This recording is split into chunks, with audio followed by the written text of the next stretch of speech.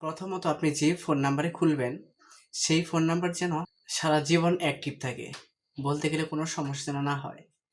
দ্বিতীয়ত আপনি যে ইমেইল এড করবেন বা যে মেইলের মাধ্যমে লগইন করবেন, সেটা যেন সারা জীবন থাকে।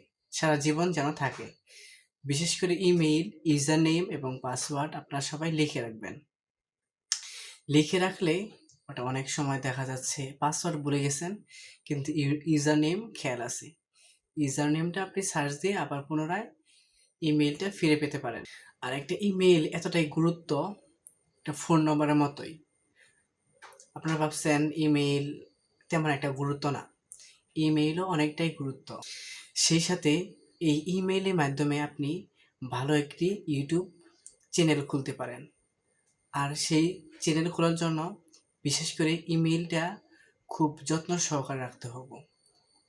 আর এই ইমেইলের মাধ্যমে আপনি অন্যান্য কোনো কিছু লগ ইন করবেন না।